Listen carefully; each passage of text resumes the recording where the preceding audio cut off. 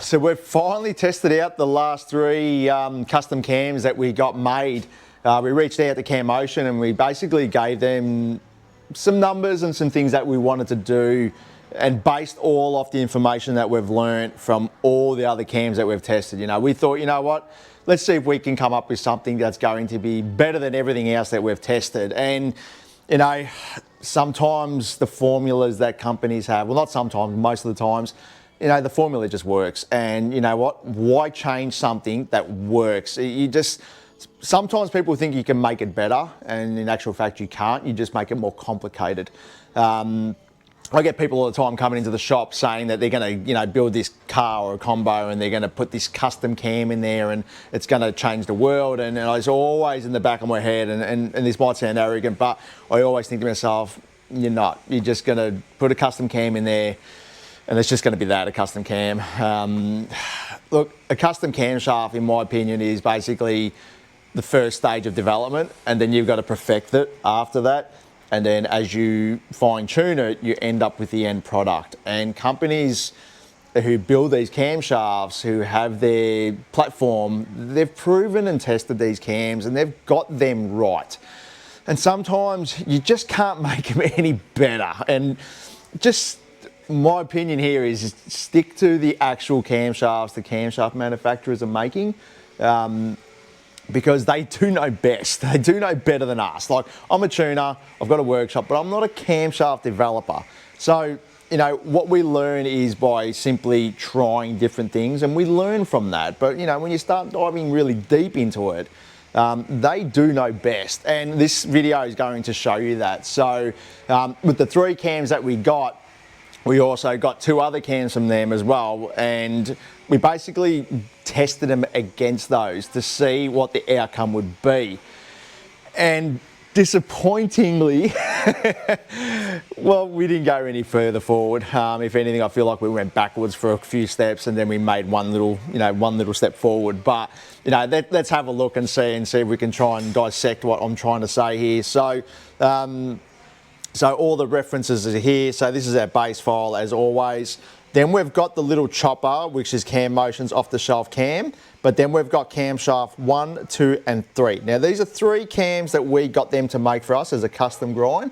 So the first cam was a 212, 221, 600 DL lift around there, 110 plus 4.5. And then the second cam was I've put an extra 2 in there, sorry. But it's a 221, 227, 613, 596, and then 113 plus 3.5. And then the last one, which is a cam number 3, which is a 226, 238, 613, 112 plus 3. Now, you can see the power. So cam number 1 made 270 kilowatts, 488 newton meters. Cam number 2 was 278 kilowatts, 487 newton meters. And number 3 is 297 kilowatts, 501 newton meters. Now, that all looks pretty good, but when you come back to the dyno graph, and let's have a look at it.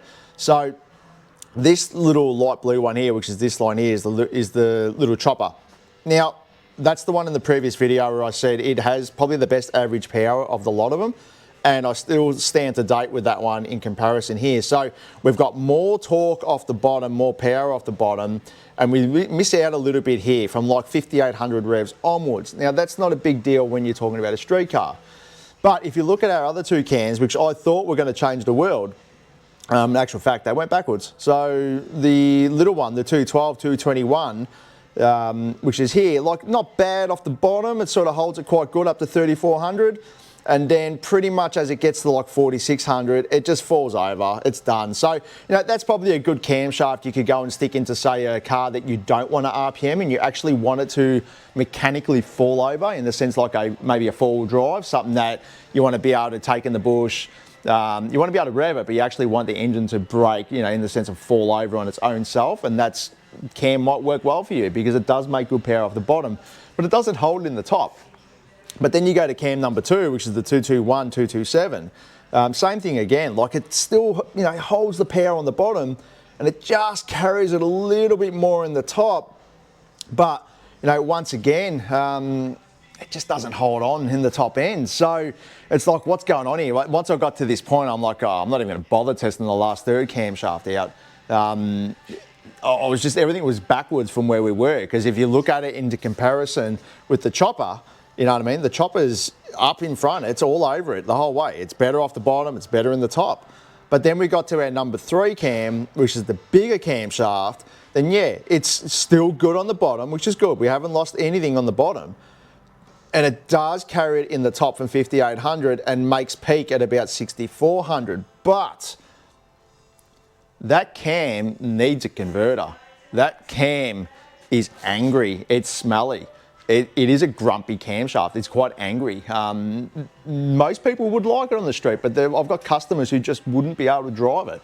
So it's a really angry, aggressive cam and quite hard to tune at idle because it's got like 75 or 78 kPa at idle. So it's an aggressive camshaft that requires a fair bit of tuning. So it's, you know, it comes back to the old saying, they just don't change things that work well. So if you come back to the little chopper, you know, like this camshaft does need a converter, but it's not bad, but it's actually nice and easy to tune, and it's got a real nice choppy idle, but it's not too bad, but it makes more power and torque off the bottom, and it carries it all over, and it does miss out that little bit in the top, but it's really not that bad. So I guess, you know, the moral of the story is like, could we make a better camshaft than the guys themselves? Well, no, we can't. It's expected. They are always going to have a better design, and they're off-the-shelf proven camshaft that the guys have are brilliant. They really are. You just don't need to go changing someone else's formula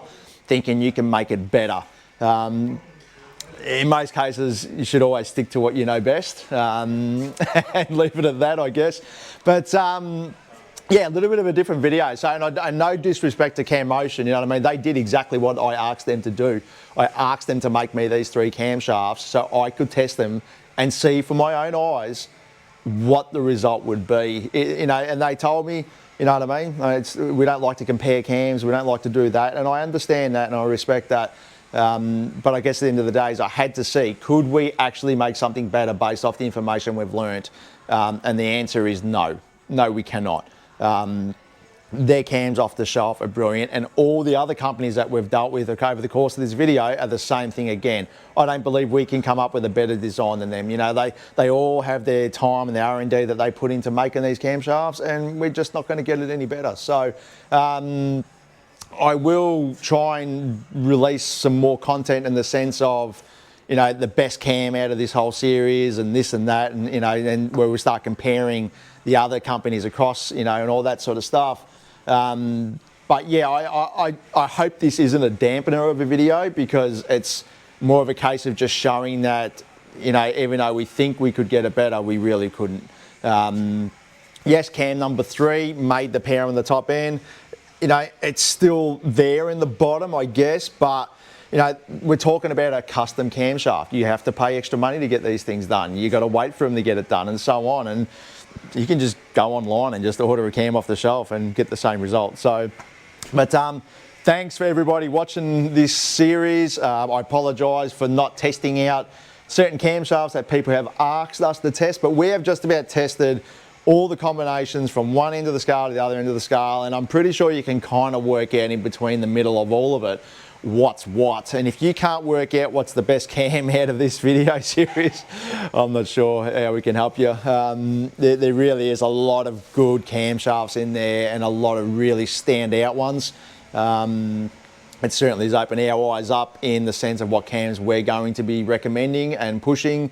But, you know, not one company is better than the other. They all have good camshafts, and some cams are better than others, and others are better than others, and they all have different applications. So I hope you can, you know, interpret everything out of this and make it sort of, you know, get the information required to do the job or buy the product that you would like to purchase. And big shout out to all the companies who have supported us and, you know, and put the time in to give us what we needed. So, you know, we've had to pay for all these camshafts, and none of these have been given to us for free.